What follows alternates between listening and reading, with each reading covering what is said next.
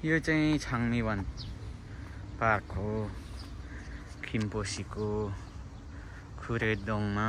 Guys घुम्न आउनुहोस्। यति रमाइलो छ कि यति शीतल छ कि अहिले उ त्यहाँ तलाउ छ सानो अनि यस्तो छ बस्ने पिङ खेल्ने।